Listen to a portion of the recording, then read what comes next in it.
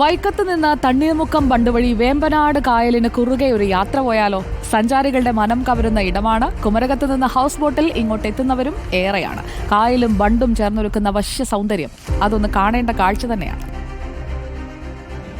1000-ലേറെ ആളുകൾ മണ്ണ് ചുവന്ന് നിർമ്മിച്ച ഒരു ബണ്ടുണ്ട് നമ്മുടെ കോട്ടയത്ത്, തണ്ണീർമുക്കം ബണ്ട്. ഇന്ന് ദൂരയാത്ര ചെയ്യുന്നവർക്ക് ഇടയ്ക്കൊന്ന് ഇറങ്ങി റിലാക്സ് ചെയ്യാൻ പറ്റിയൊരു സ്പോട്ടായി നമ്മുടെ തണ്ണീർമുക്കം ബണ്ട് മാറിയിരിക്കുകയാണ്.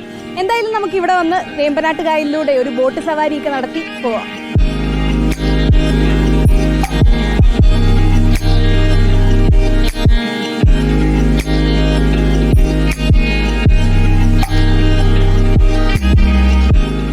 കുട്ടനാട്ടിലെ സമുദ്രനിരപ്പിനേക്കാൾ താഴെയുള്ള കൃഷിയിടങ്ങളിൽ ഉപ്പുവെള്ളം കയറുന്നത് തടയുന്നതിനായി നിർമ്മിച്ചതാണ് തണ്ണീർമുക്കം ബണ്ട്. 1958 നിർമ്മാണം ആരംഭിച്ചെങ്കിലും പൂർത്തിയായത് 1975-ലാണ്. വടക്ക് വെച്ചൂർ മുതൽ തെക്ക് തണ്ണീർമുക്കം വരെ വേമ്പനാട്ട് കായലിന് കുറുകെയാണിത് പണിഞ്ഞിരിക്കുന്നത്.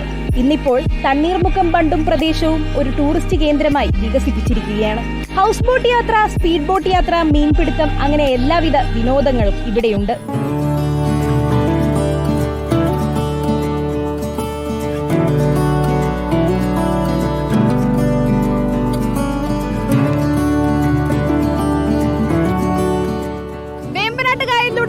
സ്പീഡ് ബോട്ട് യാത്ര നടത്തുകയാണ് ഞങ്ങൾ. സാധാരണ ഇവിടെ എത്തുന്നവരൊക്കെ ഹൗസ് ബോട്ട് യാത്രയൊക്കെ നടത്താറുണ്ട്, നിങ്ങളും നടത്തിയിട്ടുണ്ടാവും. എന്നാൽ ഇപ്പോൾ സ്പീഡ് ബോട്ട് യാത്ര നടത്തണമെങ്കിൽ നമ്മുടെ തണ്ണീർമുക്കം ബണ്ടിൽ വന്നാൽ മതി. രാവിലെ 10 മണി മുതൽ വൈകിട്ട് 6 മണി വരെ നിങ്ങൾക്ക് സ്പീഡ് ബോട്ട് യാത്ര നടത്താം. ചേട്ടാ, എങ്ങനെയാ? ഒരുപാട് പേരൊക്കെ വരാറുണ്ട് ഇവിടെ? ഒരുപാട് പേര് വരുന്നുണ്ട്. കൂടുതലും വിദേശത്ത് നിന്ന് വന്ന ആൾക്കാരും വിദേശീയ മലയാളികളും എല്ലാവരും ഇവിടെ വന്ന് ഒരു മാസം ലീവിന് വരുമ്പോൾ ഇവിടെ 2 ദിവസമെങ്കിലും വന്ന് കറങ്ങാത്ത ദിവസങ്ങളില്ല. ഈ വഴി യാത്ര ചെയ്തു പോകുന്ന സഞ്ചാരികൾ ഇവിടെ ഒന്നിറങ്ങി വിശ്രമിക്കാറുണ്ട്.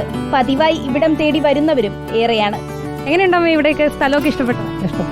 ഇങ്ങോട്ടേക്കായിട്ട് ഇറങ്ങിയതാണ്? ഇങ്ങോട്ടേക്ക് ഇറങ്ങിയപ്പോൾ ഞങ്ങൾ 3-4 വർഷം കൊണ്ട് വരുന്ന. ഇങ്ങോട്ട് വരാറുണ്ടോ? ഇടയ്ക്ക് വരാറുണ്ട്. ഫിഷിംഗ് ആണോ മെയിൻ? Time pass. കായലും ബണ്ടും ചേർന്ന് നിൽക്കുന്ന വശ്യത സഞ്ചാരികളെ പണ്ട് മുതലേ ആകർഷിച്ചു തുടങ്ങിയതാണ്. 1.5 കിലോമീറ്ററോളം നീളമുണ്ട് തണ്ണീർമുക്കം ബണ്ടിന്.